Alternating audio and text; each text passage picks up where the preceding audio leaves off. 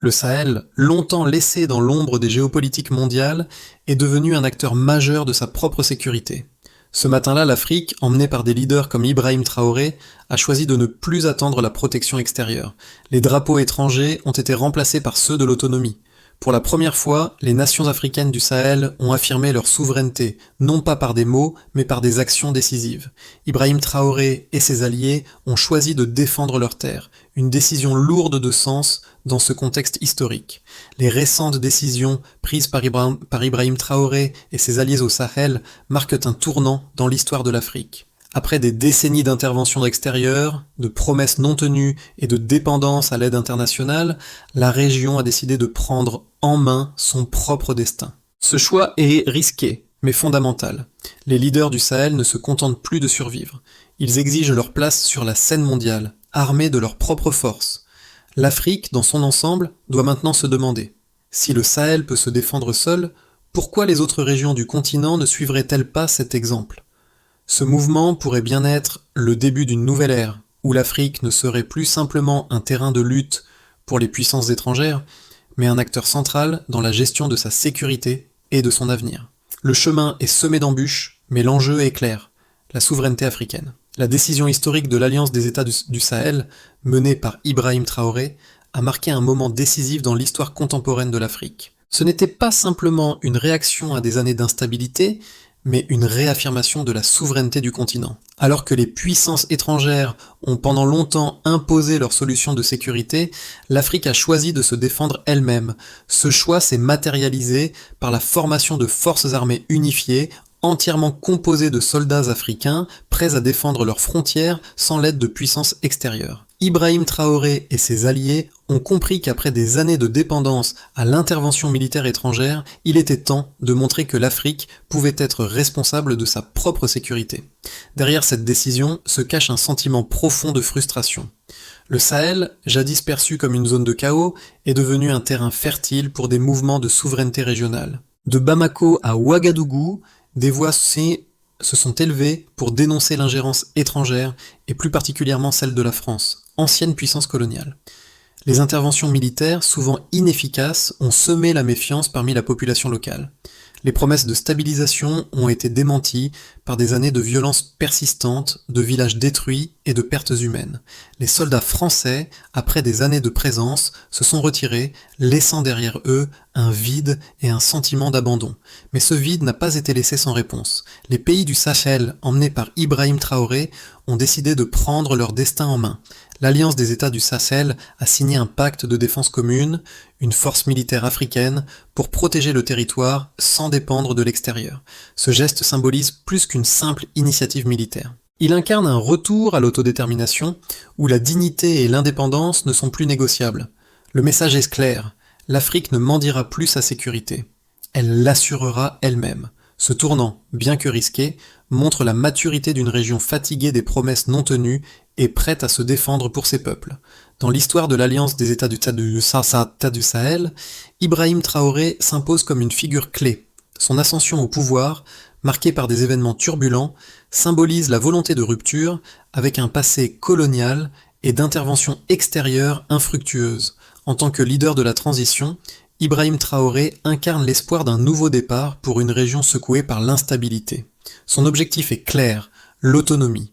Mais au-delà de l'aspect militaire, c'est un changement de mentalité qui s'opère. Les nations du Sahel, jadis vues comme dépendantes et vulnérables, montrent qu'elles sont prêtes à forger leur propre voie, malgré les obstacles qui se dressent devant elles. L'impact immédiat de cette décision a été de raviver la fierté nationale et régionale. À Ouagadougou, Bamako et Niamey, des manifestations de soutien ont vu le jour, marquées par des slogans de fierté et de souveraineté. La jeunesse, longtemps désillusionnée par l'échec des anciennes alliances, trouve en cette nouvelle initiative une raison d'espérer. La force militaire conjointe, bien que modeste en nombre, a apporté un vent de changement dans une région où la méfiance vis-à-vis des puissances extérieures était palpable. Le sentiment de ne plus être à la merci des puissances étrangères, qu'elles soient occidentales ou autres, a donné un nouveau souffle à l'ambition régionale. Pourtant, ce changement a aussi été accompagné de résistance. Les alliés étrangers, et en particulier les anciennes puissances coloniales, n'ont pas caché leur inquiétude face à ce défi à l'ordre établi. Mais l'Alliance des États du Sahel ne se laisse pas intimider. La première action concrète de la force conjointe a été une mission de sécurisation des frontières communes, une démonstration de force et de cohésion. Ibrahim Traoré et ses alliés ont compris que même si le chemin est semé d'embûches, l'Afrique doit prendre son destin en main. L'histoire récente du Sahel est marquée par une succession d'événements déterminants qui ont conduit à la décision de former l'Alliance des États du Sahel. Ce processus a débuté dans un contexte de frustration croissante face aux interventions militaires étrangères et à l'inefficacité des forces internationales présentes dans la région. De 2013 à 2020, la France, par le biais de son opération Barkhane, a déployé des milliers de soldats pour lutter contre les groupes djihadistes. Cependant, malgré l'ampleur de ces efforts, les violences ont persisté, alimentées par la prolifération des groupes armés et l'instabilité politique dans les pays du Sahel. En 2020, la situation a pris un tournant décisif. Le Burkina Faso, le Mali et le Niger ont vu leurs présidents renversés dans des coups d'État militaires. Ces événements ont été perçus par une grande partie de la population comme une réponse à l'impuissance des dirigeants face à la violence croissante et à l'inefficacité des interventions étrangères. Ces coups d'État ont également révélé un phénomène de rejet de l'ingérence extérieure, notamment celle de la France, qui avait longtemps été perçue comme la protectrice de la stabilité de la région. À partir de ce moment-là, les militaires au pouvoir ont commencé à rechercher des alternatives locales pour assurer la sécurité et la stabilité. L'un des moments marquants de cette dynamique a été la rencontre entre les dirigeants du Mali, du Burkina Faso et du Niger à Bamako en septembre 2021. Ibrahim Traoré, à ce moment-là, a commencé à émerger comme l'un des leaders les plus influents de la région. Lors de cette réunion, les trois pays ont annoncé leur intention de former une coalition militaire pour défendre la région sans dépendre des forces étrangères. Cela a marqué la naissance de l'Alliance des États du Sahel, un accord historique qui a été signé en janvier 2022. Cette alliance a été perçue comme un acte de souveraineté et de résistance à l'ingérence extérieure. Le développement de la force conjointe a été rapide. Moins de 6 mois après la signature de l'accord, les premières troupes africaines ont été déployées pour sécuriser les frontières communes des trois pays. Leur mission était simple mais ambitieuse. Protéger les populations locales, sécuriser les zones frontalières et lutter contre les groupes armés qui avaient pris le contrôle de vastes étendues de territoire. Bien que le nombre de soldats déployés soit relativement faible par rapport aux forces internationales, l'effet psychologique de cette initiative a été profond. Pour la première fois depuis des décennies, les pays du Sahel se sont unis pour se défendre, sans l'aide d'aucune puissance étrangère. Le soutien populaire pour cette initiative a été considérable, notamment parmi les jeunes des trois pays, qui voyaient cette alliance comme un moyen de restaurer la dignité et l'indépendance de la région. Dans les rues de Bamako, Ouagadougou et Niamey, des manifestations ont eu lieu pour exprimer leur soutien à cette nouvelle ère de souveraineté. Les leaders politiques, militaires et communautaires ont également exprimé leur enthousiasme, voyant dans l'Alliance un modèle de coopération régionale qui pourrait inspirer d'autres pays africains. Cependant, la mise en place de la force conjointe n'a pas été sans défi. Des tensions ont surgi entre les pays membres, notamment sur la gestion des ressources, le financement et la coordination des opérations militaires. Mais malgré ces difficultés, l'Alliance a continué à se renforcer, avec des partenariats stratégiques noués avec d'autres pays africains et des discussions pour intégrer cette force dans le cadre plus large de la sécurité continentale. Au fil du temps, l'Alliance des États du Sahel a consolidé sa position. Bien que les défis militaires et économiques restent énormes, l'Alliance représente un exemple concret de la capacité de l'Afrique à prendre en charge sa propre sécurité. Les pays du Sahel, qui étaient autrefois perçus comme des victimes de la guerre et de l'instabilité, sont désormais des acteurs clés dans la lutte contre le terrorisme et la criminalité transnationale en Afrique. Passons maintenant à l'efficacité de l'Alliance des États du Sahel, que l'on peut mesurer à travers plusieurs indicateurs clés qui montrent des progrès tangibles depuis sa formation. Le déploiement de forces militaires africaines pour sécuriser les frontières et lutter contre les groupes armés a permis une diminution notable des attaques contre les civils et des incursions dans les territoires frontaliers. Selon les derniers rapports des Nations Unies et d'organisations locales de surveillance, le nombre d'attaques terroristes dans les zones frontalières des trois pays membres de l'Alliance a chuté de 25% entre 2022 et 2023. Bien que ces chiffres soient relatifs, ils témoignent de l'impact direct des initiatives militaires africaines sur la sécurité régionale. En outre, la force conjointe a permis de rétablir un contrôle partiel sur certaines régions qui étaient auparavant dominées par des groupes djihadistes. En 2022, l'Alliance a pu reprendre plusieurs localités stratégiques dans le nord du Mali et le sud du Burkina Faso, zone particulièrement sensible. Ce regain de contrôle a permis aux autorités locales de rétablir l'administration et les services publics dans ces régions, redonnant ainsi aux populations locales une certaine normalité après des années de chaos. Selon un rapport de l'Observatoire Sahel, près de 100 000 civils ont retrouvé l'accès à des services de santé et d'éducation, alors que la présence des groupes armés entravait leur accès auparavant. L'impact économique de l'Alliance a également été noté. Avant la formation de l'Alliance, le commerce transfrontalier dans la région souffrait énormément à cause des attaques constantes et de l'instabilité. Toutefois, en 2023, une augmentation de 15% des échanges commerciaux a été observée entre le Mali, le Burkina Faso et le Niger, principalement en raison de la réduction de l'insécurité et du rétablissement de certaines routes commerciales. Ces chiffres montrent que la sécurité retrouvée a permis de raviver des activités économiques essentielles à la stabilité de la région. Enfin, un autre indicateur clé du succès de l'Alliance est la participation croissante de la population locale dans les initiatives de défense régionale. Selon des enquêtes menées en 2023 dans les 3 pays membres, près de 60% des populations locales soutiennent activement l'Alliance, voyant en elle un moyen de restaurer la souveraineté et la dignité africaine. De plus, la participation des jeunes, à travers le recrutement militaire et l'engagement civique, a atteint des niveaux historiques. Dans des villes comme Ouagadougou et Bamako, des dizaines de milliers de jeunes hommes et femmes se sont inscrits dans les forces de défense locales, un signe clair de l'adhésion de la société civile à ce projet d'autodéfense.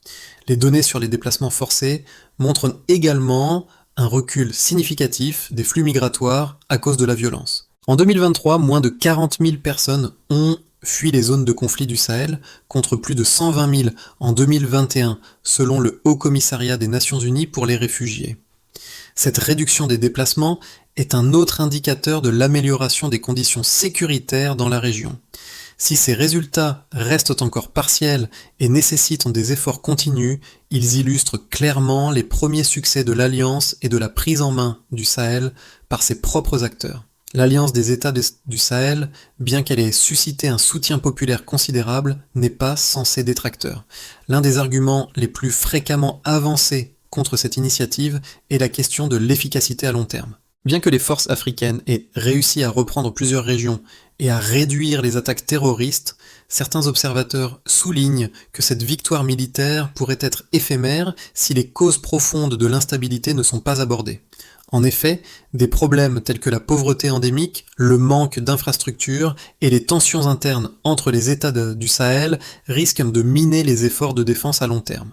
Le manque de ressources financières et la dépendance à l'aide internationale dans des domaines comme le développement économique pourraient affaiblir les gains sécuritaires obtenus par l'Alliance.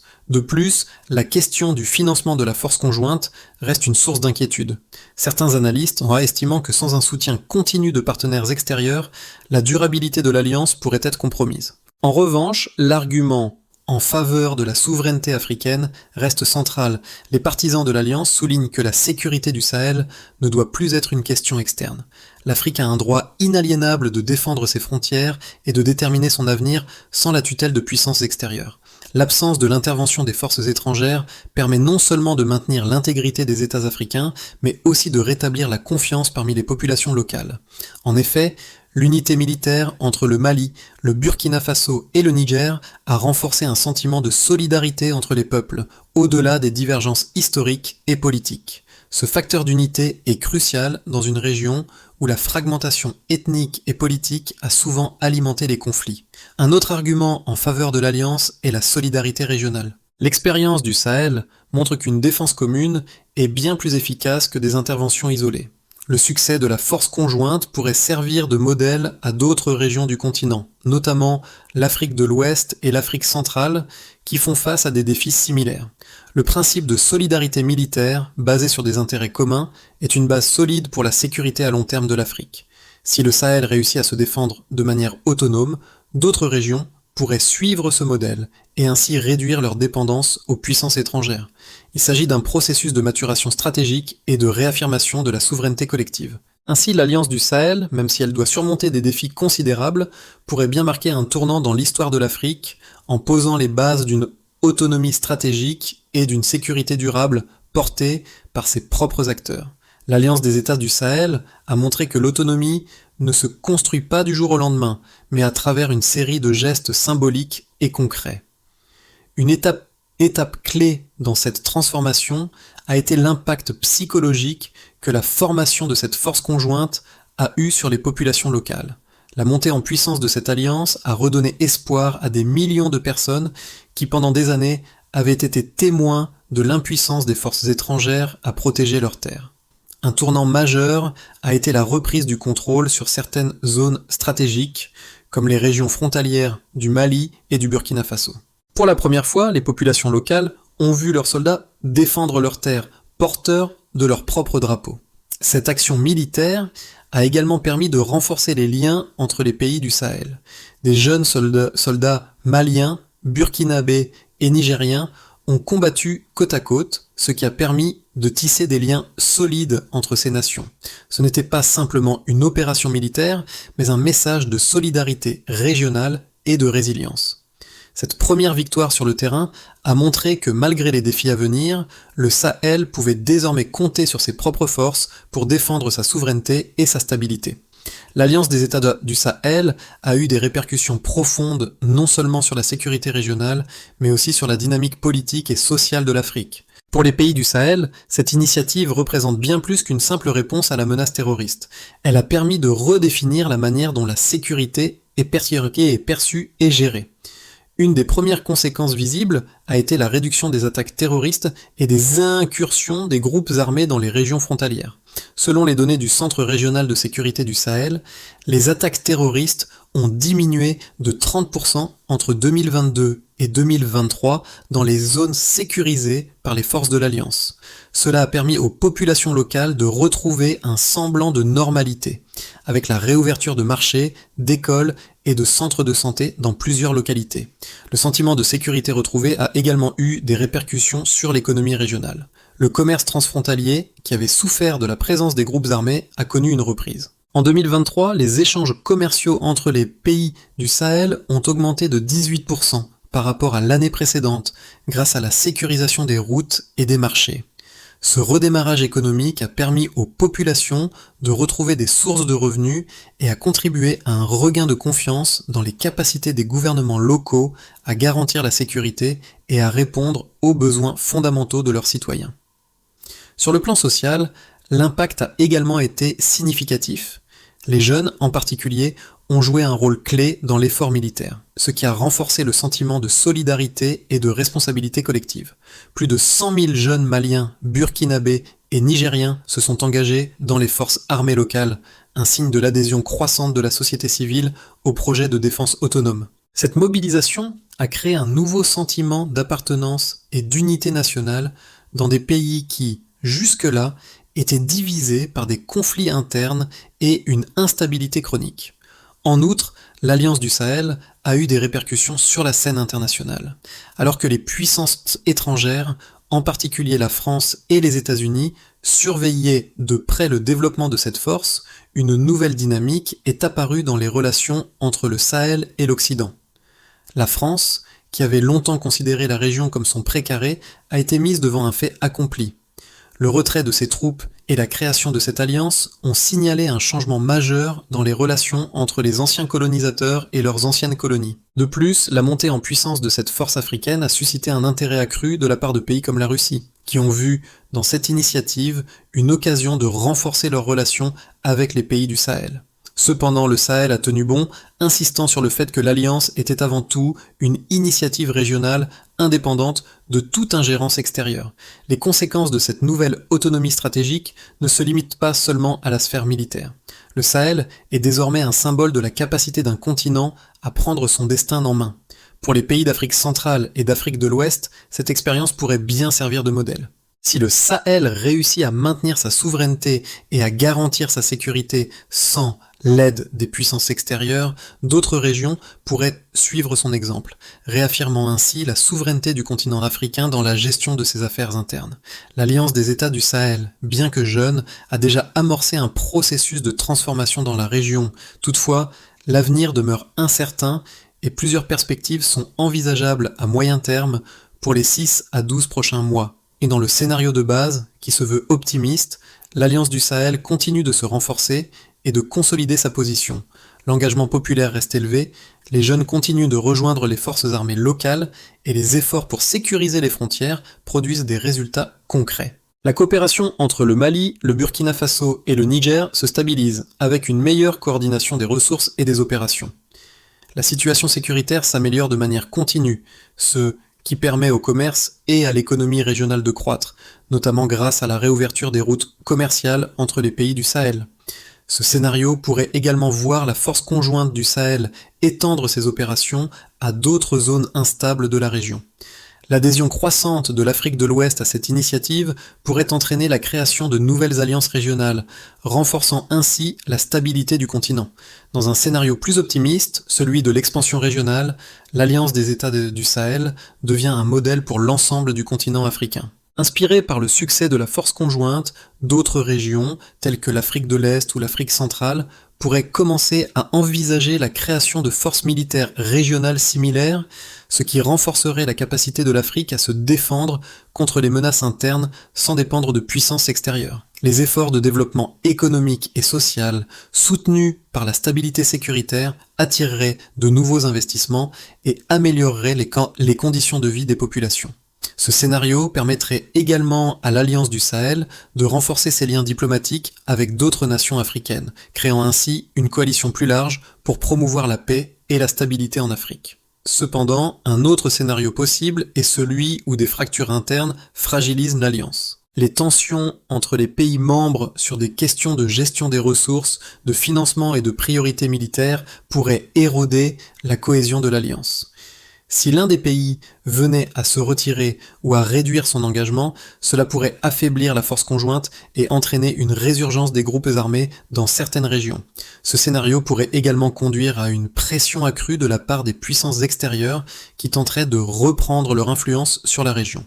De plus, des tensions internes et sociales, liées notamment à des inégalités économiques ou à la répartition des ressources, pourraient faire surface et alimenter des conflits au sein des pays du Sahel, compromettant si cela sa stabilité à long terme. Alors que la trajectoire de l'Alliance des États du Sahel reste incertaine, il est évident que cette initiative marque un tournant historique pour la région.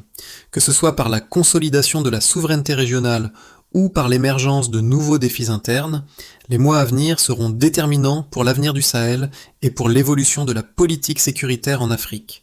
L'Alliance des États du Sahel, malgré les défis qui l'attendent, porte un message puissant à l'ensemble du continent africain. Ce message n'est pas seulement politique ou militaire, il touche au cœur de ce que signifie être souverain et autonome.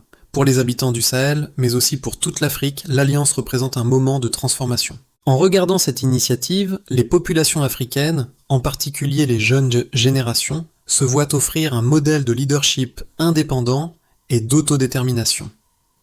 En particulier, les jeunes, souvent délaissés par les politiques traditionnelles, trouvent dans cette alliance un moyen de réaffirmer leur place dans le monde. Ce projet n'est pas seulement une réponse à la violence ou à l'instabilité, mais une réponse à des décennies de marginalisation. Il montre que l'Afrique peut se défendre par ses propres moyens et que l'avenir du continent est entre ses mains. Ce message est crucial, notamment pour les jeunes qui ont grandi dans un environnement où l'Occident a longtemps dicté les termes de la sécurité et du développement. Les spectateurs à travers le continent doivent voir dans l'Alliance un appel à l'action. Ce n'est pas un simple conflit militaire, c'est une bataille pour la dignité, pour le droit à la souveraineté et pour un avenir où l'Afrique n'est plus l'objet des stratégies internationales, mais un acteur principal de sa propre destinée.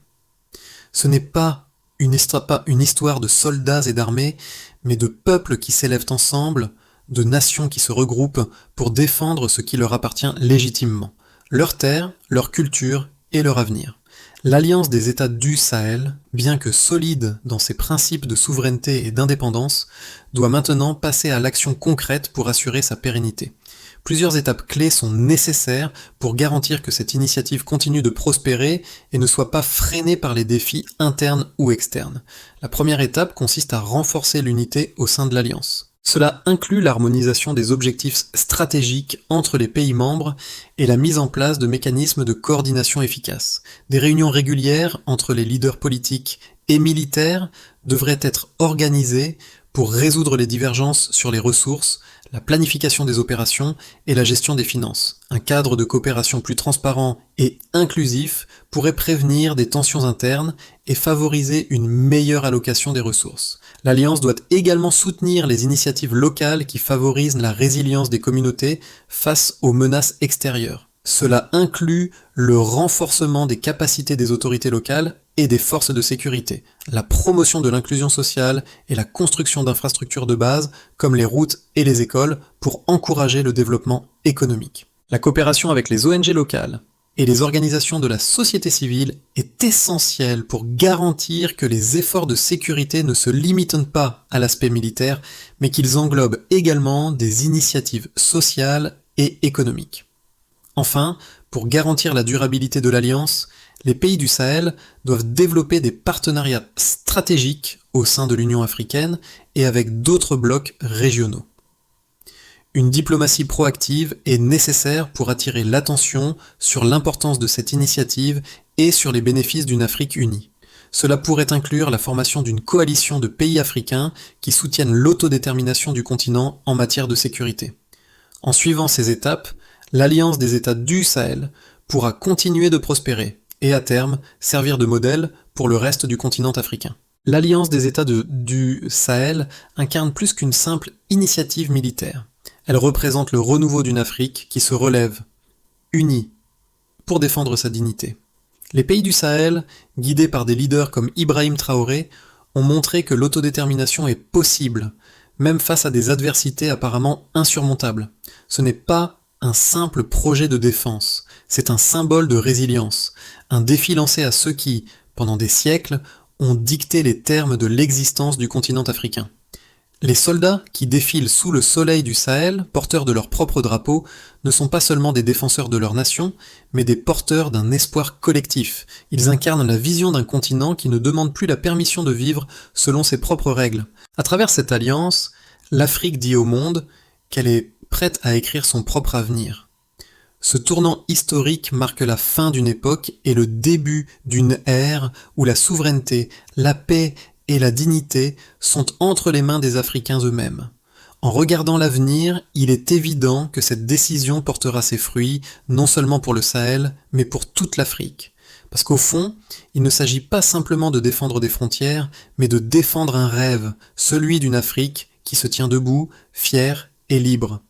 L'Alliance des États du Sahel est un appel clair à l'unité et à la solidarité pour toute l'Afrique. Ce n'est plus le moment de regarder passivement l'évolution du continent, c'est à chaque Africain, chaque leader, de participer activement à cette transformation.